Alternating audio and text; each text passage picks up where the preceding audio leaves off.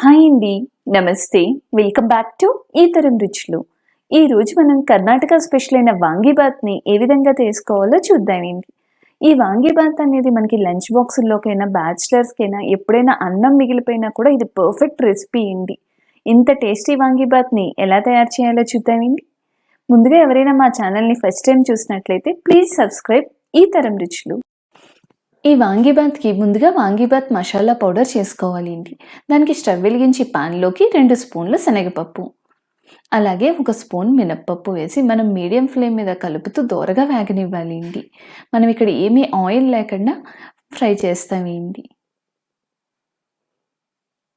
అందులోకి 2 స్పూన్ల ధనియాలు,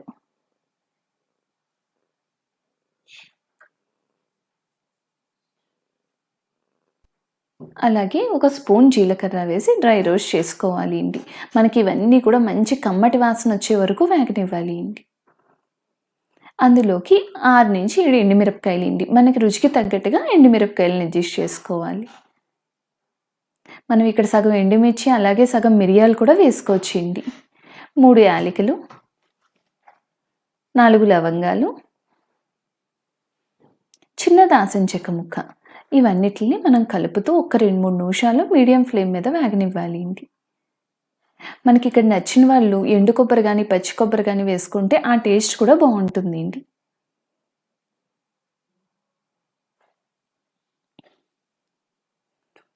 అందులోకి చివర్లో కొంచెం చింతపండు అండి. ఇలా వేసి మొత్తాన్ని కూడా మీడియం ఫ్లేమ్ మీద కలుపుతూ వేగనివ్వాలి. ఇలా వేగిన మొత్తాన్ని కూడా మనం చల్లార్చుకుని మెత్తగా పౌడర్ చేసుకోవాలి అండి. అంతే, మనకి వాంగిబాత్ మసాలా పౌడర్ అనేది రెడీ అవుతుంది అండి. ఇప్పుడు స్టవ్ వెలిగించి పాన్లోకి ఒక 3 స్పూన్ల ఆయిల్ తీసుకోవాలి అండి. అందులోకి 1 స్పూన్ శనగపప్పు, కొంచెం ఆవాలు, ఎండుమిర్చి వేసి తాలింపు మొత్తాన్ని కూడా వేగనివ్వాలి అండి.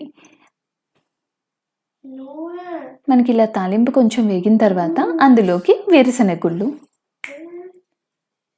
కరివేపాకు వేసి మనం 2 మినిట్స్ ఇలా వేగనివ్వాలి అండి. మనకి వేరుశనగ గుళ్ళు అనేది వాంగిబాత్లోకి చాలా మంచి టేస్ట్ ఇస్తాయి అండి. మనకి వేరుశనగ గుళ్ళు కొంచెం వేగిన తర్వాత అందులోకి జీడిపప్పు, మనకి జీడిపప్పు వేసి జీడిపప్పు అంతా కూడా కొంచెం గోల్డెన్ కలర్ వచ్చే వరకు వేగనివ్వాలి అండి. అందులోకి మనం ముందుగా కట్ చేసి ఉంచుకున్న వంకాయ ముక్కలు అండి. ప్రత్యేకించి ఇక్కడ తెల్ల వంకాయలు ఉంటే ఇంకా బాగుంటుంది అండి వాంగిబాత్ అనేది. ఈ మొత్తాన్ని కూడా మనకి కొంచెం కలుపుతూ వేగనివ్వాలి అండి. అందులోకి తగినంత ఉప్పు, కొంచెం పసుపు,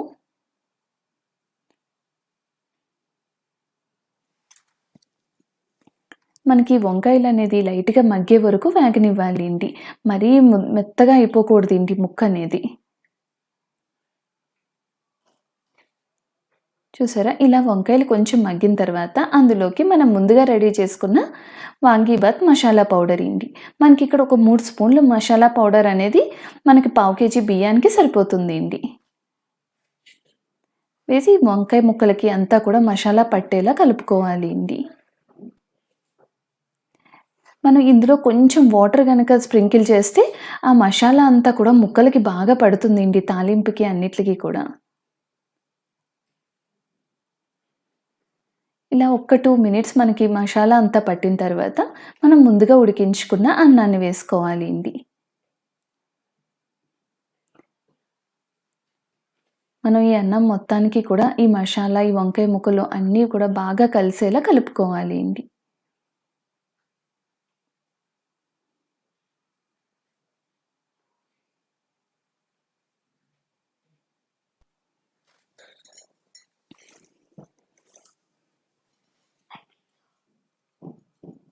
అందులోకి కొంచెం ఉప్పు ఏంటి, మనం ముందుగా ఉప్పు వేసాం కాబట్టి ఇక్కడ లైట్గా చూసుకుని వేసుకోవాలి అండి.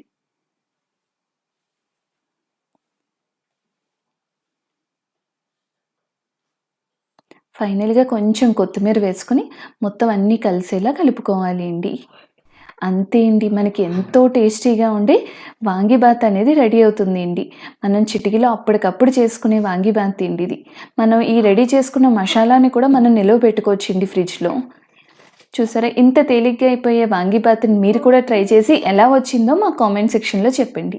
ఈ వీడియో కనుక మీకు నచ్చితే please like, share and subscribe ఈతరం రుచులు. Thank you for watching.